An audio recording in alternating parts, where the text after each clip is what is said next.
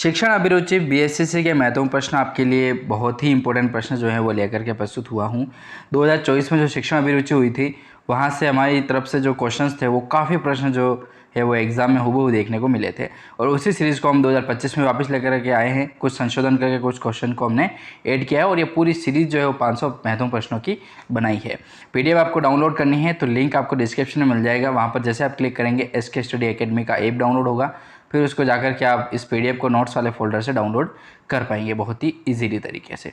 तो इस सीरीज़ को हम शुरू करते हैं। कुछ प्रश्न जो है वो इस सीरीज़ में हम पढ़ रहे थे, ठीक है। 40 महत्वपूर्ण प्रश्नों के बारे में हमने इससे पहले वाले वीडियो में बात करी थी, ठीक है। वीडियो तो चलो ये आप तक पहुंचने का हमारा एक माध्यम है, बाकी यदि आप पीडीएफ के माध्यम से पढ़ेंगे ना दोस्तों तो आपको काफ़ी मदद मिलेगी। क्योंकि पीडीएफ का क्या होता है कि जब आपकी इच्छा हुई तब आप पढ़ना चालू किया और 2-3 घंटे में आप पूरी पीडीएफ पढ़ पाओगे, 500 प्रश्न जो है वो सोल्व कर पाओगे। वीडियो आप देखोगे, 5-7 मिनट का वीडियो देखोगे, फिर आपका प्रश्न यहाँ पर 20-25 प्रश्न आपके कंप्लीट होंगे, तो फिर उससे क्या है कि डिस्टर्ब हो जाते हैं आप, और टाइम अपने पास नहीं है। आप जानते ही हो कि टाइम अपने पास नहीं है।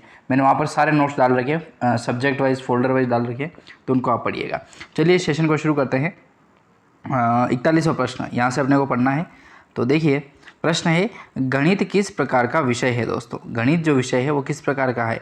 पहला ऑप्शन है कि तर्क पर आधारित है, दूसरा है कठिन है, तीसरा है सरल, या चौथा है आपका अरुचि के प्रकार का जो है वो गणित विषय है। तो जल्दी से आंसर बताने का प्रयास आप कर सकते हैं, क्या हो सकता है इसका राइट आंसर।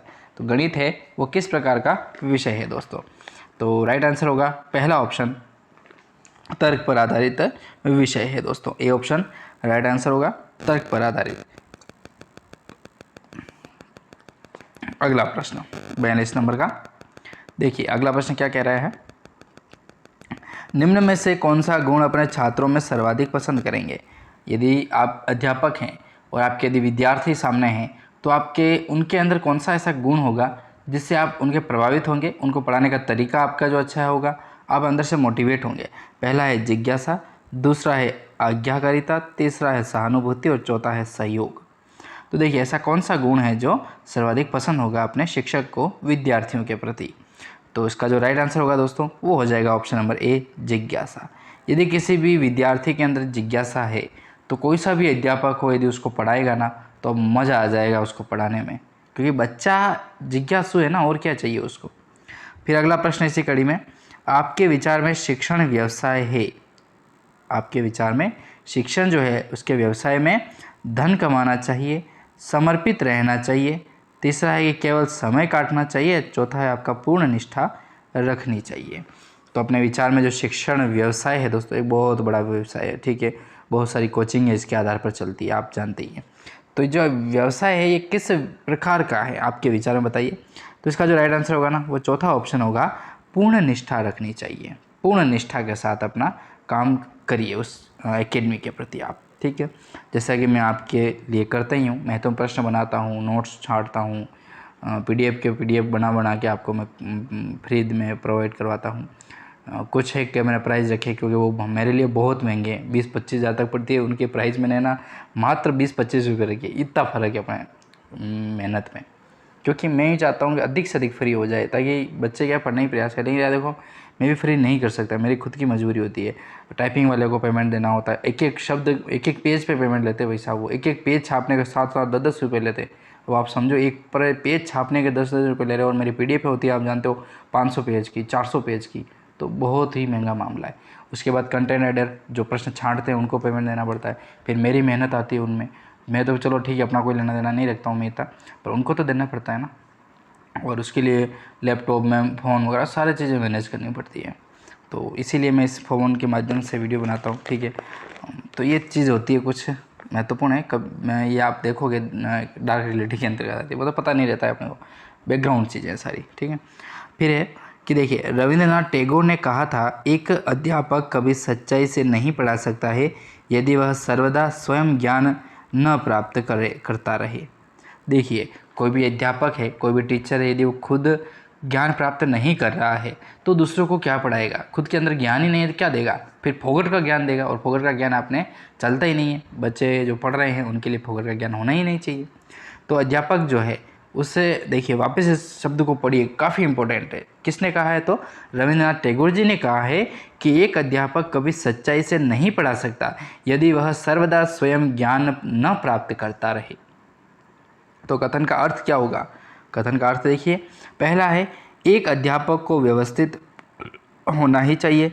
दूसरा है एक अध्यापक को सारा जीवन ज्ञान ग्रहण करते रहना चाहिए। तीसरा है कि एक अध्यापक को अध्ययन और अध्यापन के प्रति आदर रखना चाहिए। और चौथा ऑप्शन है कि एक अध्यापक का ज्ञान के प्रति जो है वो झुकाव होना चाहिए। तो राइट आंसर बताइए 44वां का क्या आंसर हो सकता है?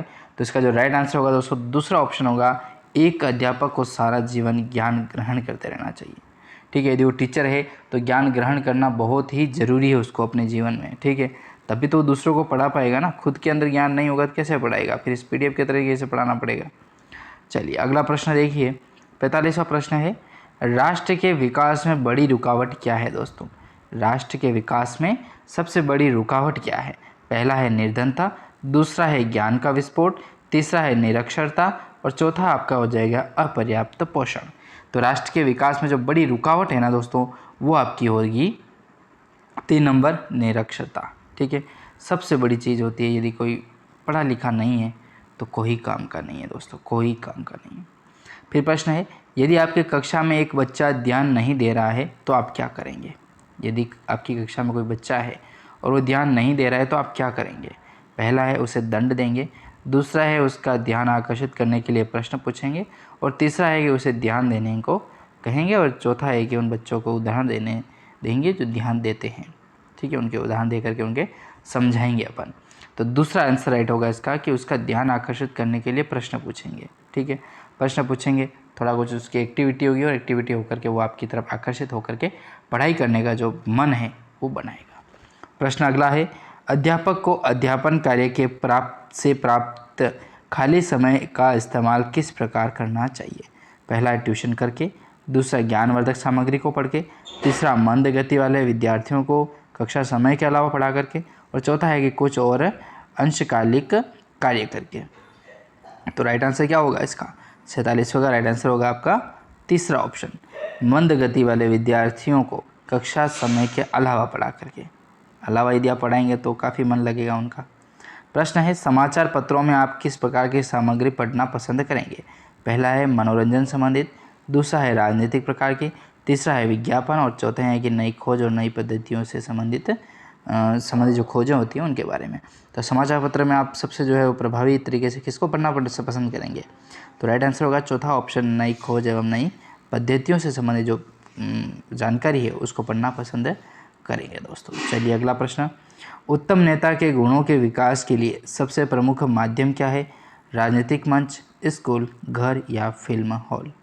तो उत्तम नेता के गुणों के विकास के लिए जो है वो सबसे पहला यदि देखा जाए तो राइट आंसर इसके लिए होगा स्कूल। ठीक है, प्रमुख माध्यम है उसका गुणों के विकास के लिए।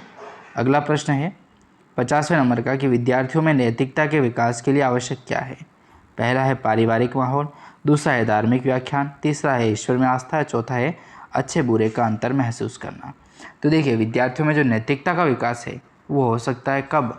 जब वो अच्छे बुरे का अंतर महसूस करना जानता हो। ठीक है, तभी हो सकता है। 51वां प्रश्न और बात कर लेते हैं एक प्रश्न की और।